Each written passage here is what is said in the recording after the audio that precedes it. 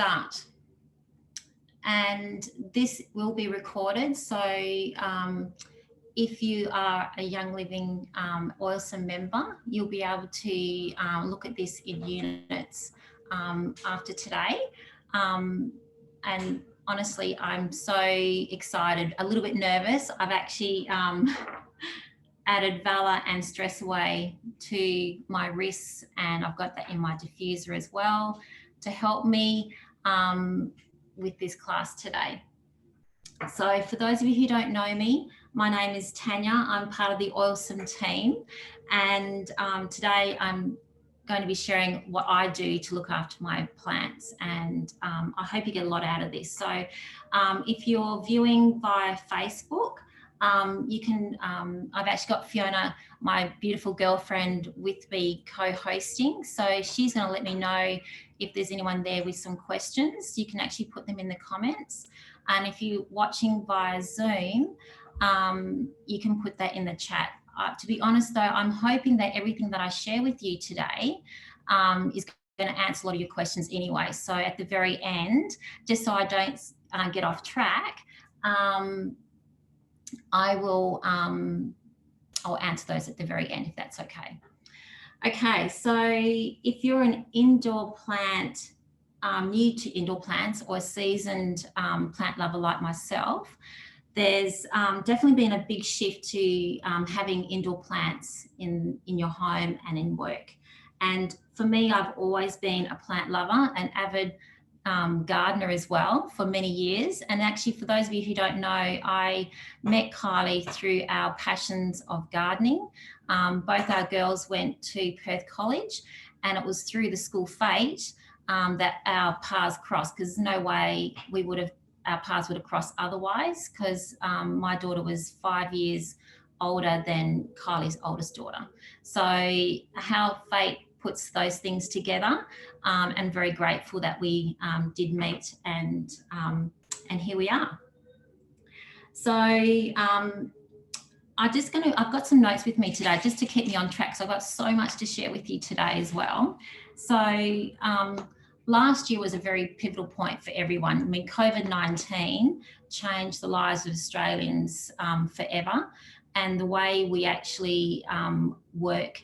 And so a lot of us we pivoted, and a lot of us worked from home, and hence that created the need to create beautiful workspaces at home that we could work in and be productive in. And so, and 60% of us still are having to do that split of some home work life as well as going into the office, which is quite incredible. And I think that will pretty much stay the same for a long time. You'll find in my home, predominantly the most amount of plants I have in my home are in my kitchen, because I do a lot of cooking. It's the hub of the home, so you'll find a lot of plants in my kitchen. Those of you who've come to visit my house, you'll know that. And now that I have a new office, now that my daughter has moved out, that has now become my second biggest room with the amount of plants in, because obviously that's where I work, and I absolutely love being in there as well. In saying that, every room of my house has some plants. Even the hallway, which is very dark, and I'll explain later on what plants are suitable for different areas of your house as well.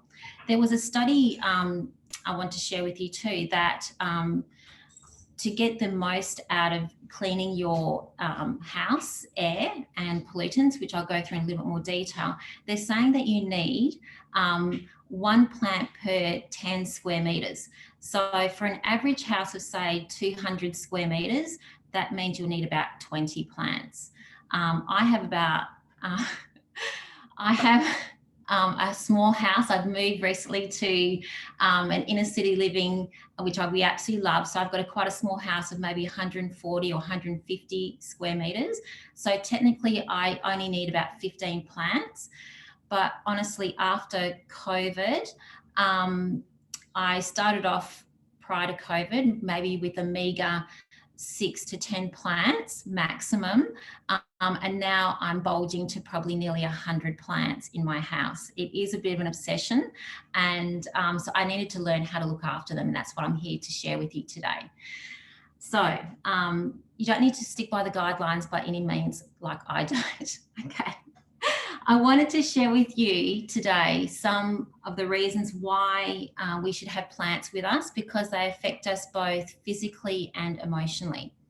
I did some research, and some universities in Melbourne, so the University of Melbourne and the RMIT, both did studies last year in regard to indoor plants and how that affects us emotionally.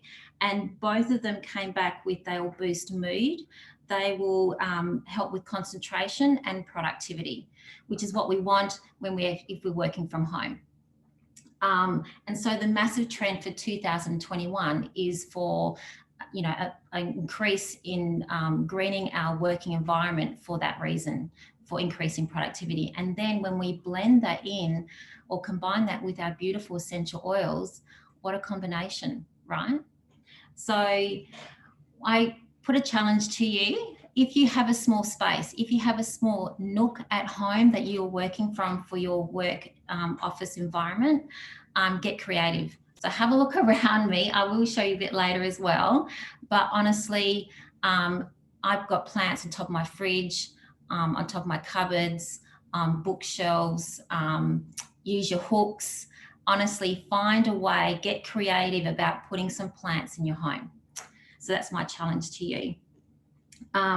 Indoor plants are naturally purifying your air all the time, which is what you really want as well, considering the environment that we live in today.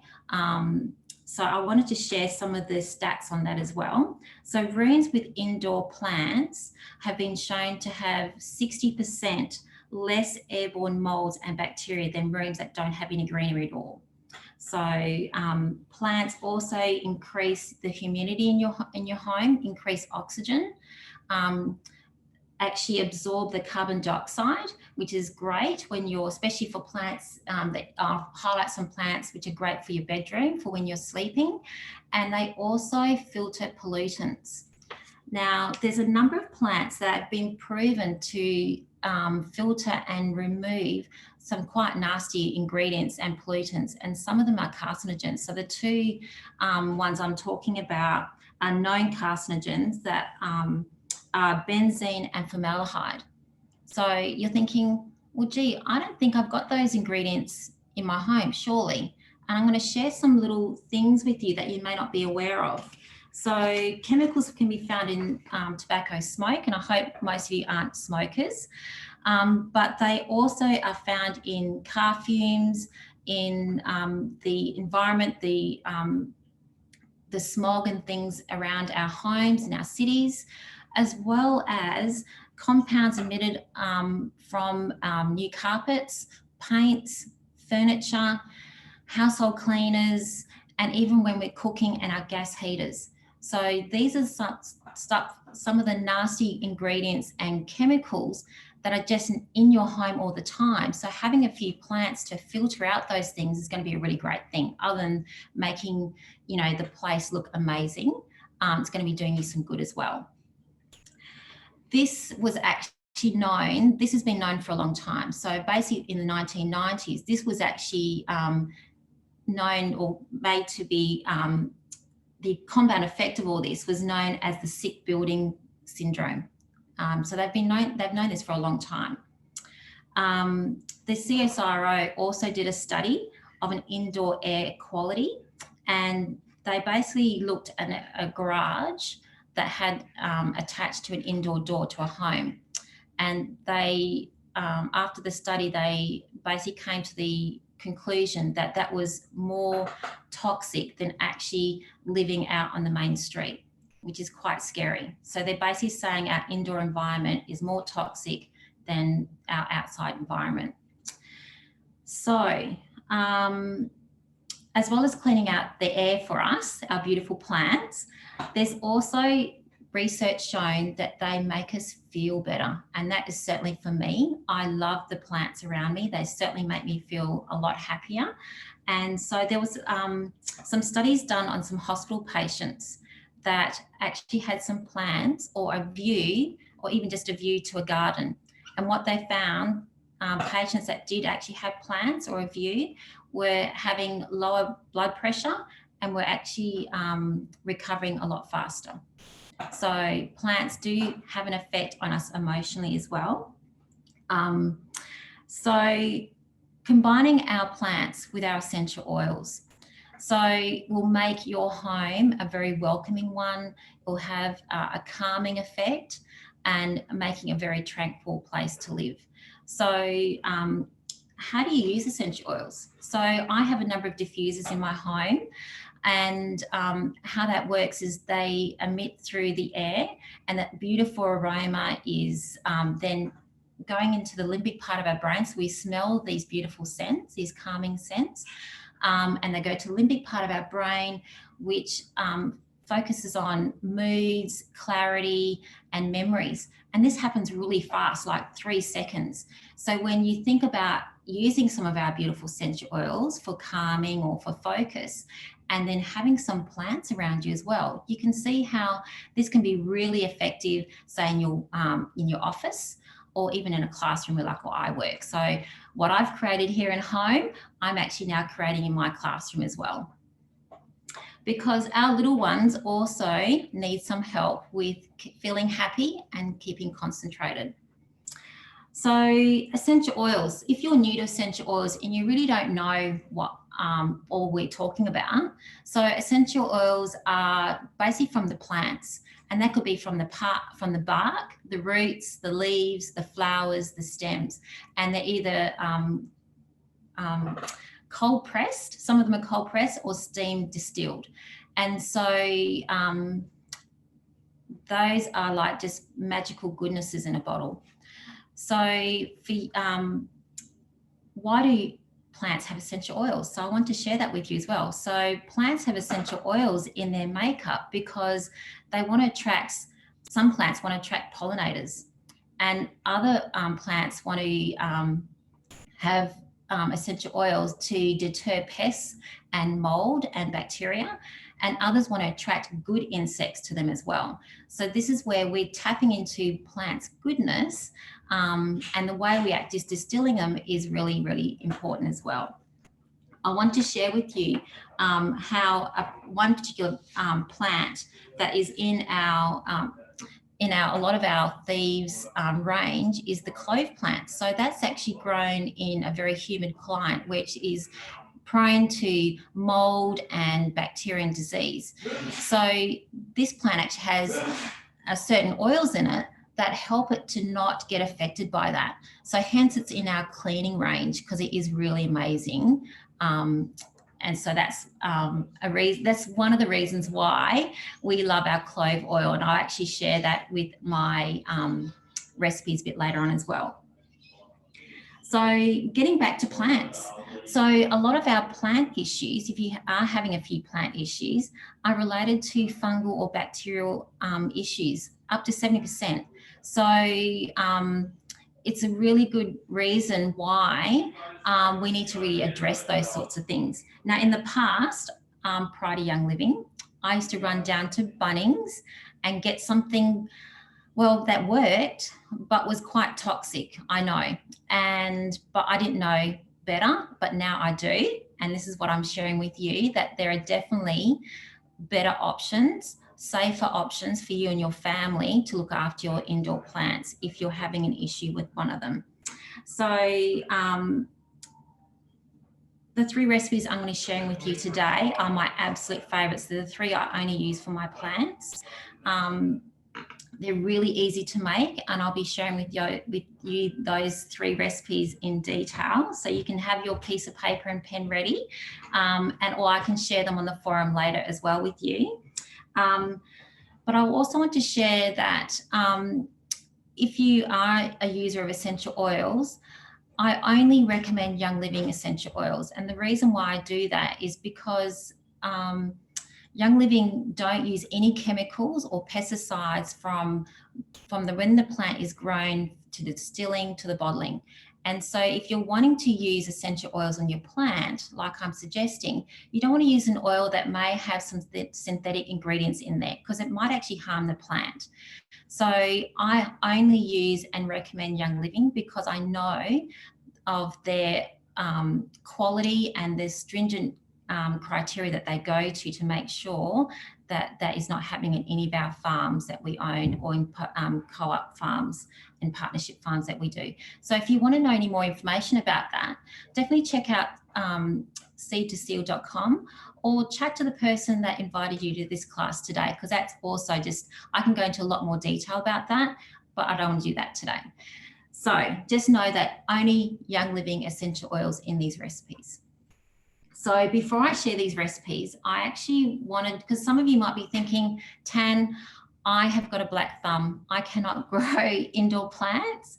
And so I'm going to be giving you a list of maybe 10 plants that are super easy to grow and can maybe even have a little bit of neglect. So if you're one of those people that go, I can't keep a plant alive, I'm terrible, these are really, some of these are almost foolproof. So let me run through some of those. I'm actually going to reach around, because some of you might going, I don't know what she's talking about. So I'm going to list these plants and show you. That's why I've got this jungle around me.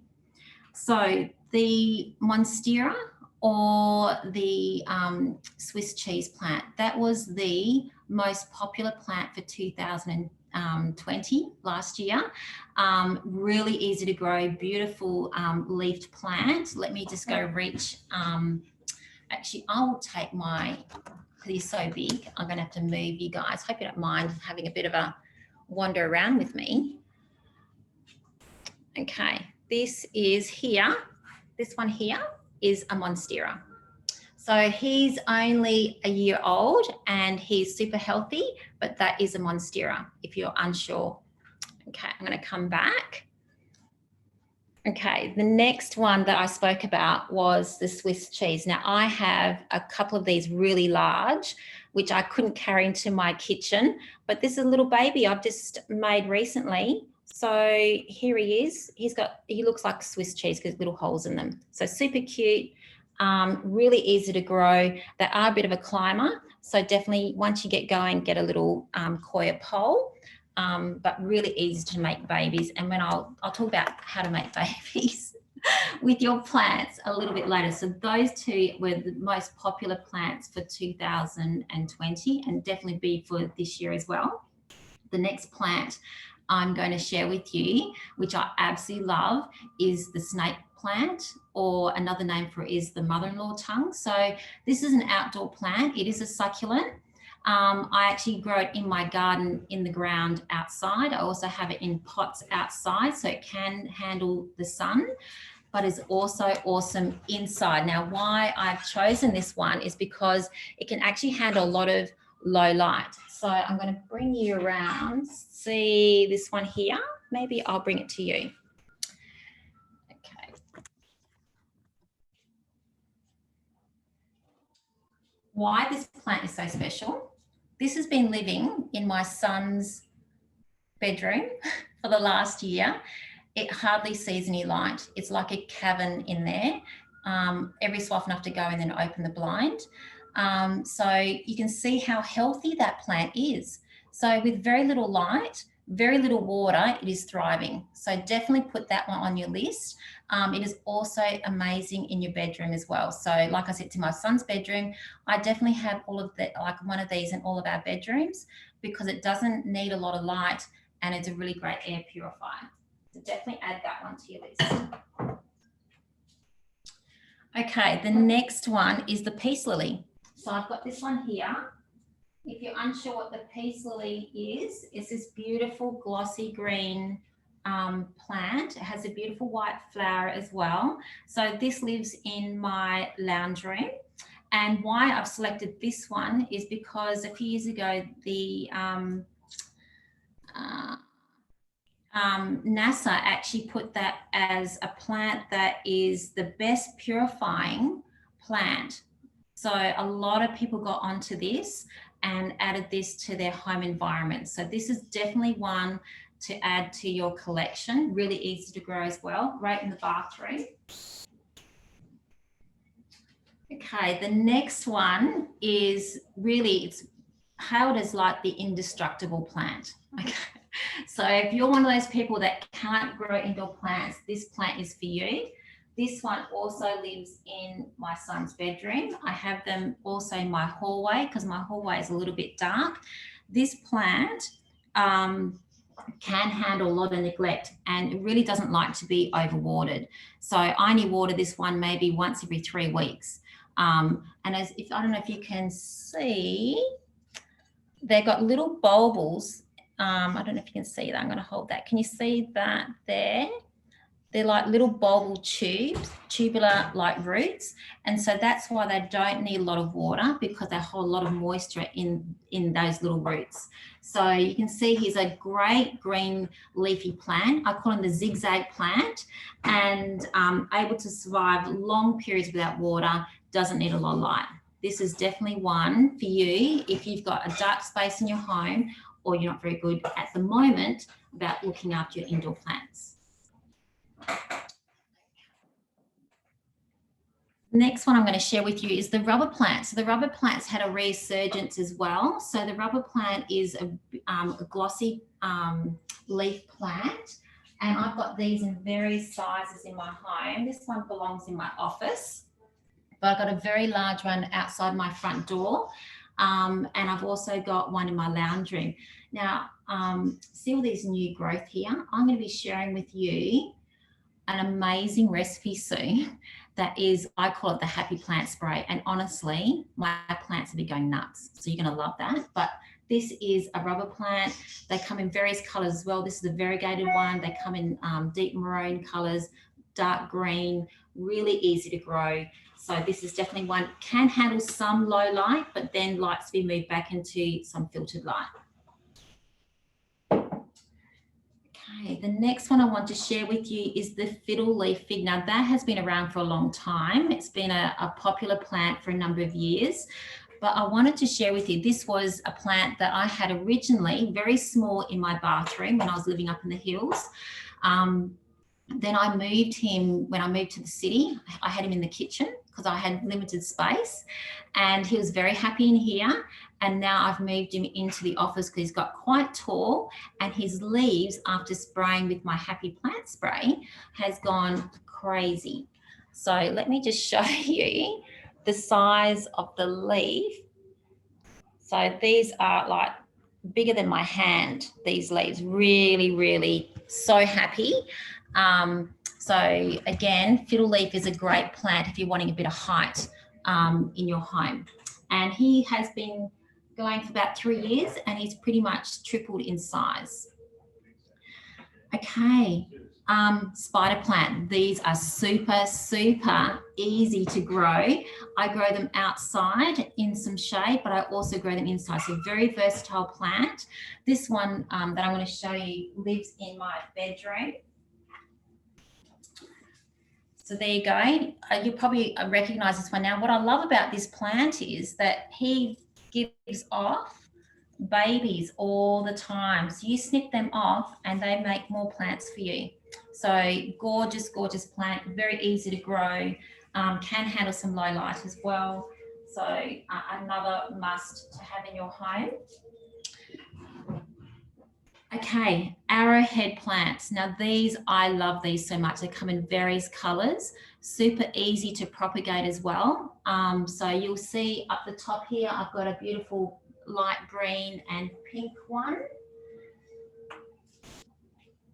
Here we go. They come in beautiful colors. That's this one. This one here was a little bit unhappy.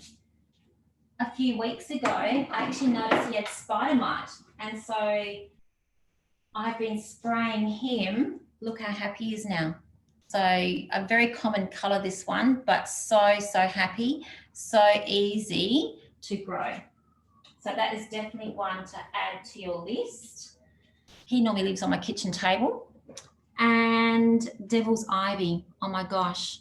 I love devil's ivy. They come in a shrubby sort of form, but they are predominantly climbers. So here's one that's been in this pot for a very long time. So this is a variegated version. He's been in my kitchen all year. Hasn't really, he's not one to drape. So this variety doesn't do that, but you'll find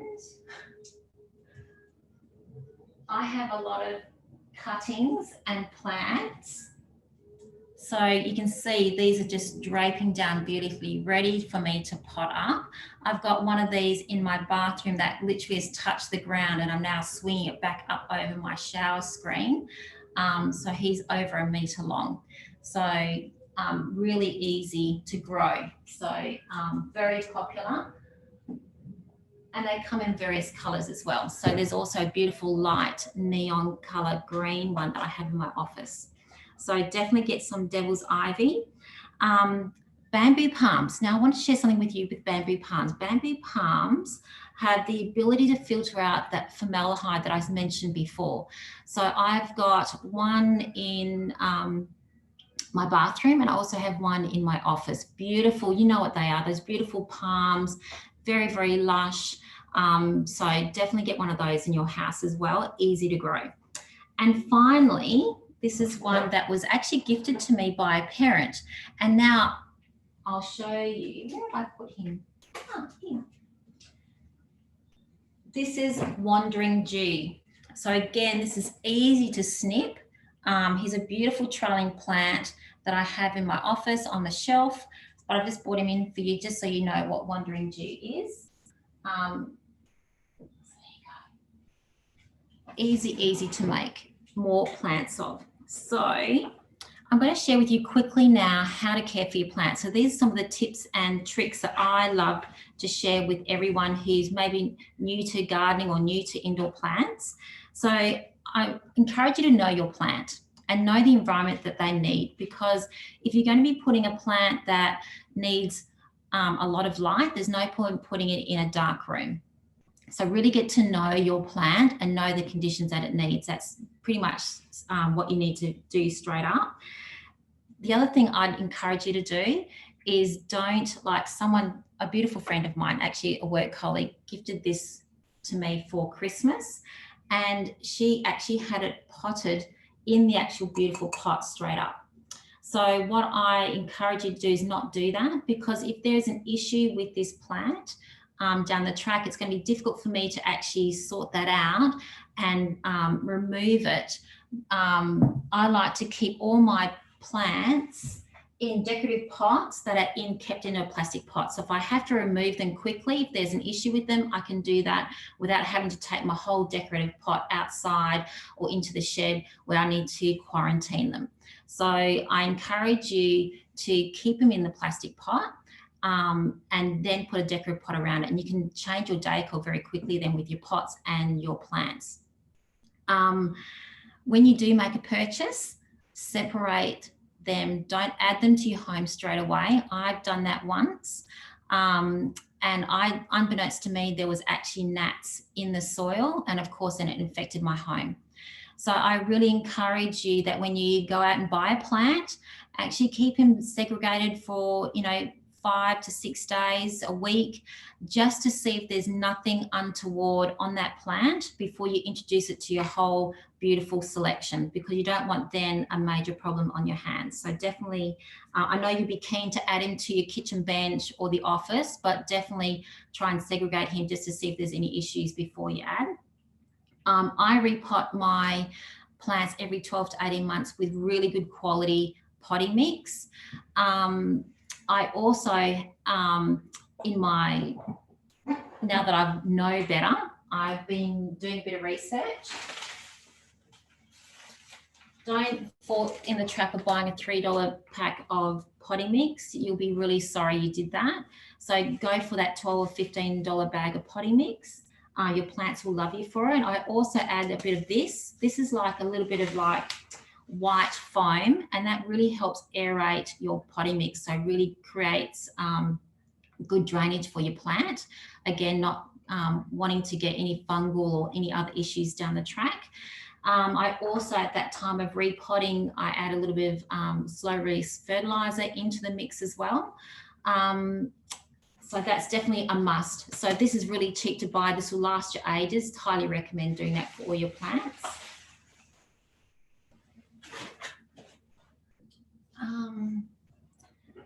Okay, don't overwater. And know your seasons. So of course, in the summertime, you're going to water a bit more. I've got quite a hot house. And so I was watering sometimes twice a week. But then in winter, you've got to really pull back because gnats love wet soil, and gnats are a major problem. And there's a cycle to it. So if you've got a constantly wet soil, gnats breed into the soil. They fly around. They're pretty harmless, but they're annoying. But unless you can break that cycle, you really are going to have like an infestation. So what I recommend is making sure you don't overwater. Make sure your plants actually dry out a little bit, not to the point that they're absolutely dying and thirsty, but definitely let the soil dry out a little bit, because the larvae in the soil can't actually hatch in dry soil. The other thing I've had to do in the past is use these sticky little traps. I cut them into tiny little squares, and you actually saw on this plant here, I've actually caught some gnats on that plastic. Can you see that? So they're just around in potting mix. This again was a gift. So, you know, what was in that potting mix? Some gnats. So I've caught them. And so I just have that handy in my, that's another thing you just buy in Bunnings. This will last you ages. Definitely worth having if you get some gnats in your house. Okay. I fertilize once a month, really diluted. I love Power Feed because it's like fish emulsion, compost, seaweed all in one. Honestly, do less than what they say. So I use a little watering can, and I just use, honestly, a few drops. And if you're doing that regularly, it really will, particularly over the growing season, I highly recommend doing that just to keep them healthy. We all need a bit of food, right? And the other thing I really would recommend is getting into a routine. So just don't haphazardly water. I got into a routine of just checking my plants, because then when you're checking your plants regularly, I know it sounds like a big deal, but it's not. When you're checking your plants regularly, you're going to see issues straight up. You're going to notice new growth, which is exciting. So I highly recommend just getting to like once a week, just checking. Some plants may not need water, other plants will. So if you're just checking once a week, that would be ideal. The way to actually check if your plant actually needs water, I'm going to grab him. I'm going to get my finger and I'm going to go down to my first knuckle. And all mine need watering today, sort of like the weekends when I normally do it. And I can tell he's dry. Right down to the knuckle, I can tell he's dry. If he was still damp, I wouldn't water him till the next week. So that I highly recommend. That will sort of get you into a routine of just checking your plants, checking for any bugs, checking for a dead leaf, prune that off. It really honestly will make a big difference.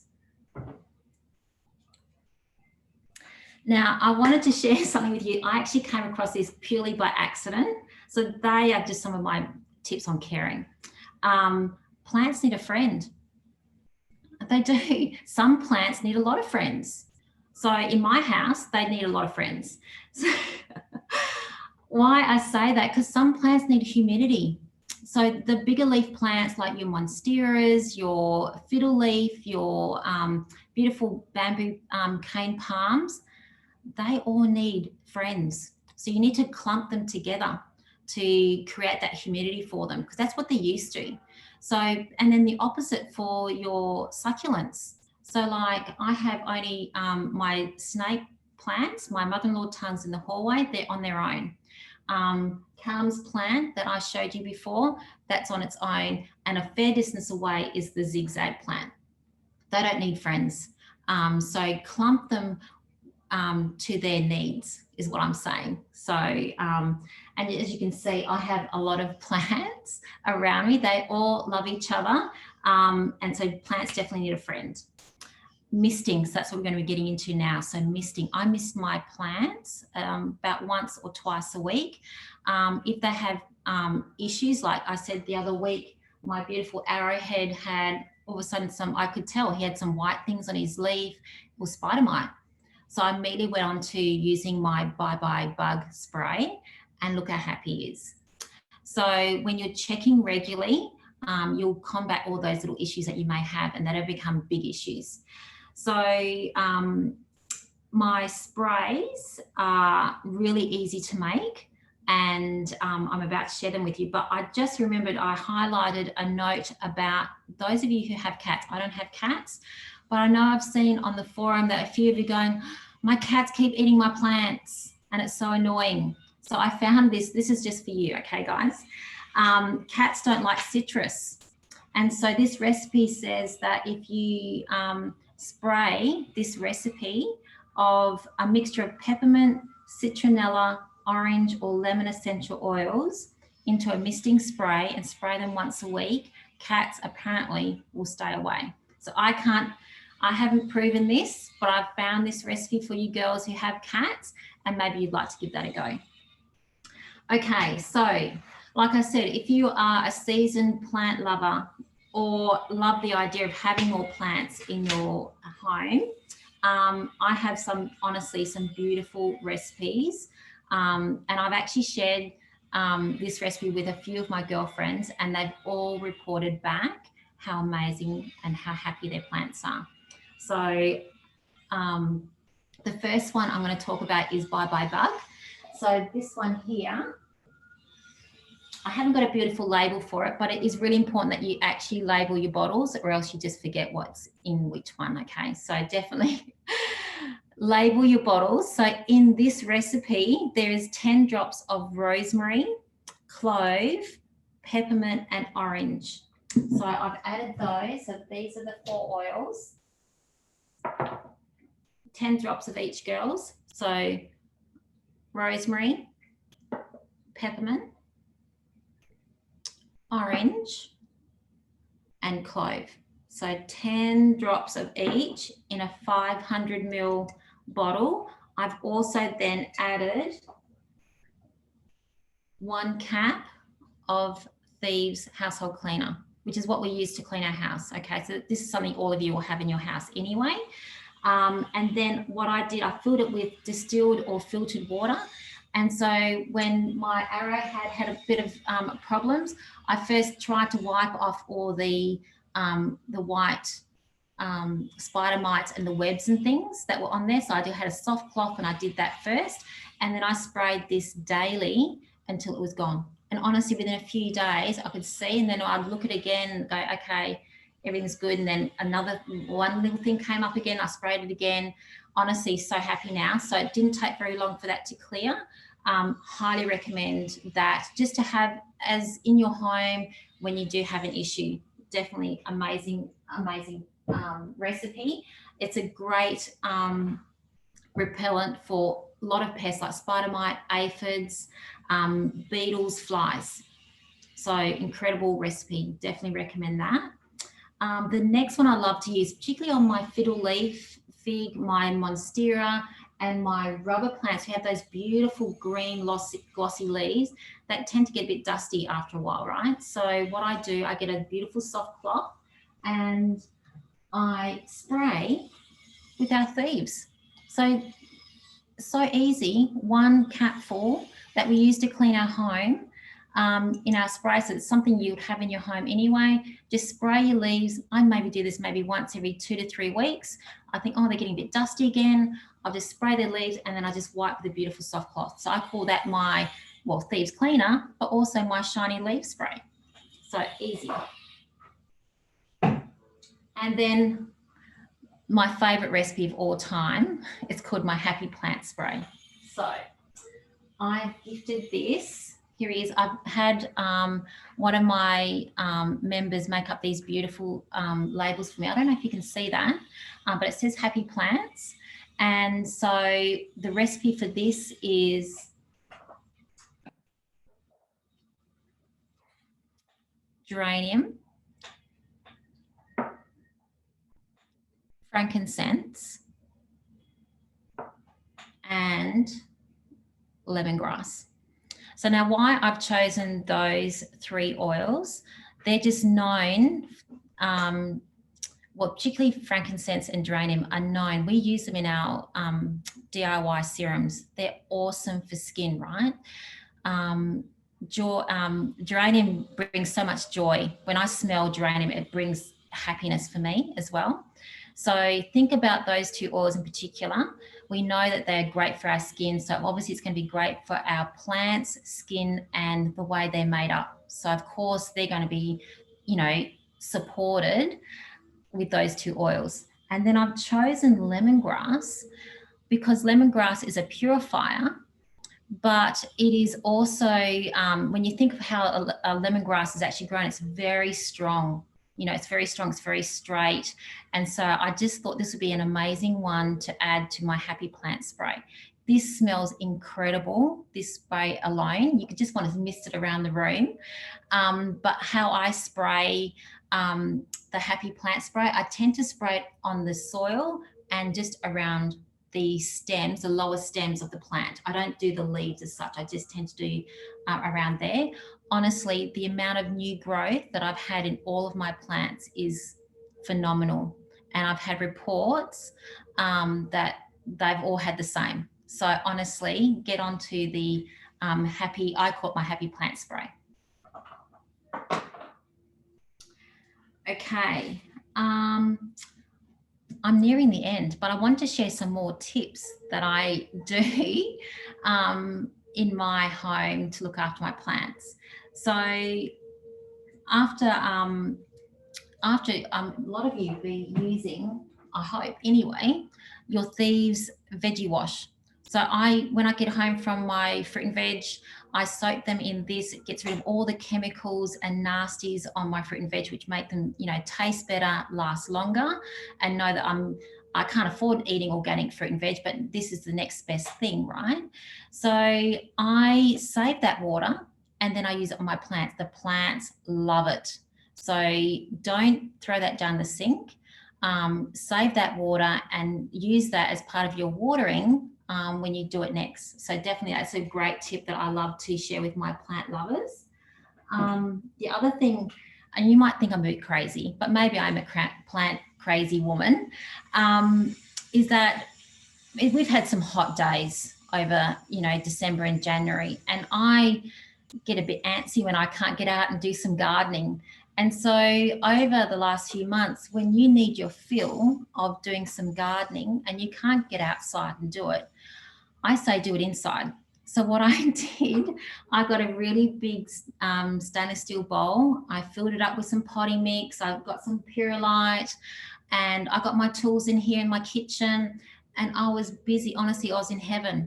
I was repotting some plants, and I was cutting some things, and I was making some babies.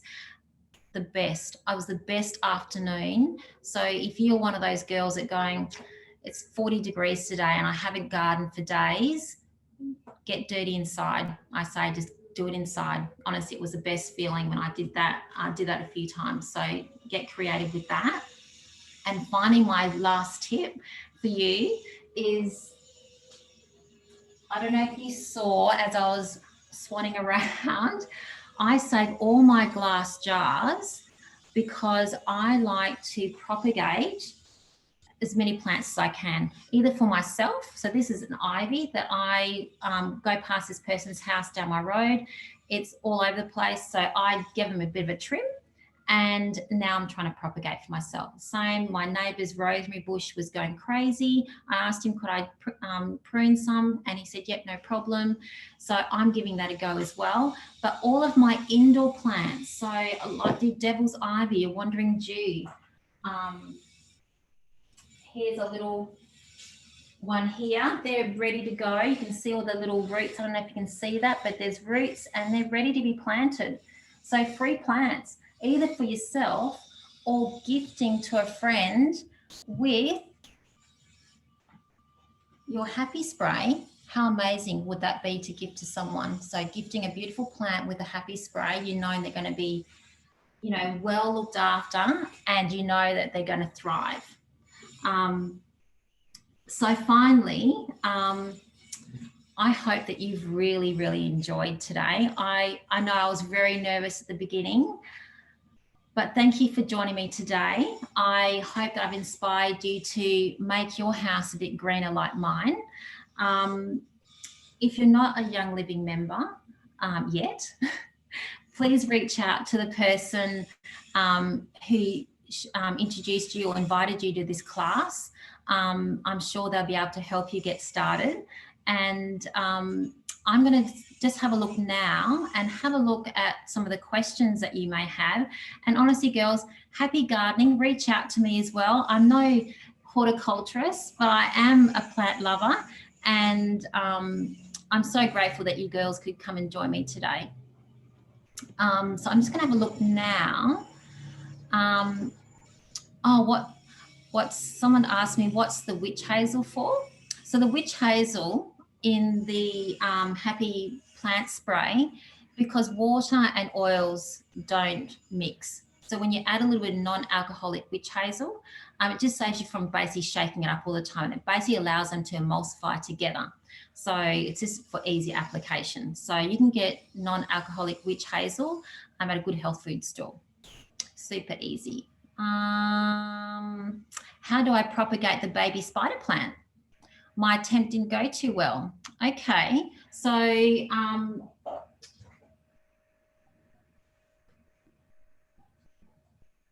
can see here, I can actually see little nodes of roots. So I make sure I'm going to wait for these to get a little bit bigger, and then I'm going to place them in some water. You need to be, I tend to put my new babies in the kitchen where I can see them on a windowsill. Even the ivy that I showed you before, that was on a windowsill in my office, just so I can keep an eye on it.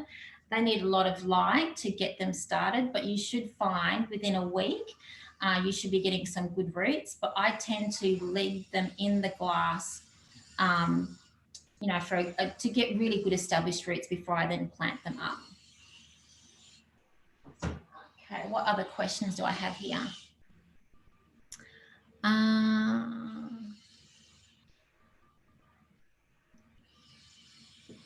Is it just the oils and the water in the Happy Plant Spray? No, I used witch hazel. Okay, so how many drops in the Bye Bye bug spray?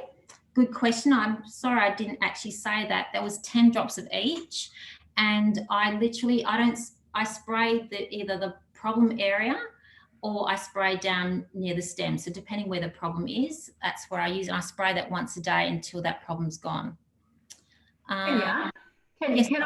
So Margaret asked earlier, any plants that can live in the water? Can live in the water? Yes. So I've actually had, when I first moved in here, my house, I had no garden. It was black sand at the back. And it was summer. I didn't want to actually plant up, but I had beautiful friends who knew that I'm a gardener and were gifting me things to start up, but I wasn't ready. So I basically had vases, like my glass big vase, which I've got now on my shelf, full of beautiful succulents, all sorts of things. And I mean, when something gets dropped off, you know, gets snapped off in the garden, I just quickly whack it into a glass jar. That can stay there for months. So, and my succulents stayed in glass jars, which looked amazing. Without me, you know, they didn't deteriorate or anything before I had a chance to actually plant them in the March and April. So incredible. Succulents are very forgiving. The other thing I want to share with you, I got this off a very good friend of mine who I think has actually joined us today, Larice. So she had this awesome idea of going to the op shop and getting some cups and then filling them up with succulents. So how cute is that? That now sits on my windowsill. Again, no friends. Remember, succulents don't need friends. So whereas other plants, so he sits on the far end over here near my stove, away from all the other plants. And he's looking really cute. So thank you, Larice. That was just something else. It's cute to do. beautiful to gift to someone as well. So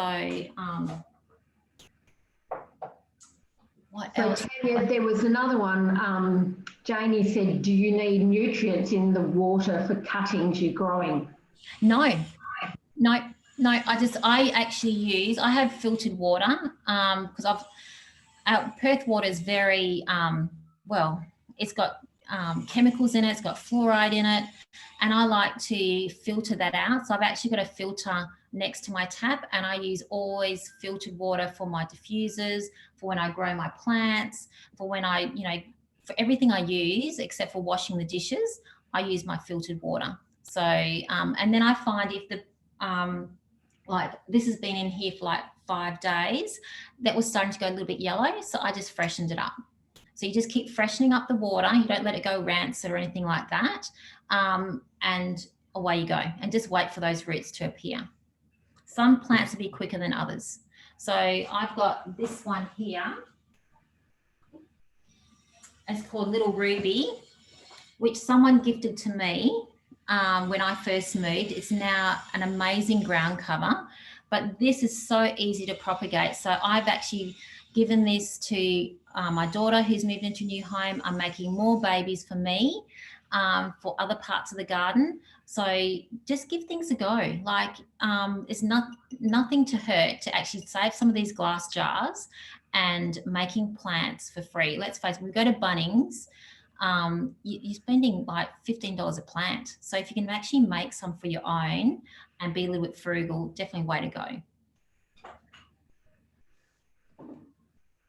The other question was from Nikki, was do you spray the bye-bye bug spray on soil and leaves, or? So basically I did the soil as well as the affected area. And I just do that once a day. Just a light mist. You don't have to soak them. It's just honestly like a little mist. And the happy spray, because I water on average at the moment once a week, and in the laundry where it's very hot in my house, I'm doing them twice a week, where I'd only do my happy spray maybe once every 3 weeks, maybe every second week, maybe at the most. But it's incredible how that has really supported my plants, and the growth is so. And Fiona, I gave you some of this, didn't I? You did. It's fantastic. If I could show you all my plants behind me, they're just amazing. Yeah, I've had so much new growth since I've been using this. Is honestly the best recipe I've had in regard to. That's my son walking behind me. Sorry for the interruption. So yeah, best, honestly, I'm so excited about this spray. Honestly, share that with everyone.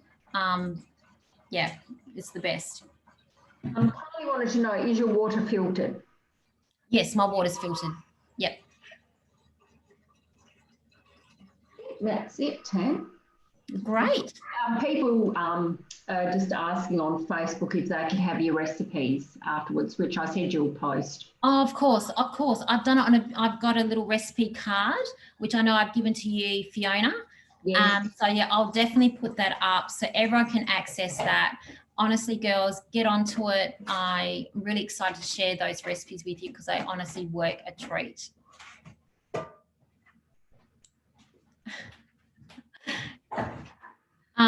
Okay, so if there's no more questions, thank you. Thank you, and Fiona, thank you so much for just going through those questions for me, because I really wanted to stay on task today and do everything that I wanted to with you. So if you need any further information, jump onto Awesome Forum. I'll definitely help you out there. And like I said, if you're not a Young Living member, please reach out to the person who introduced you and invited you to this class. Have a great day and a good evening, everyone. Bye.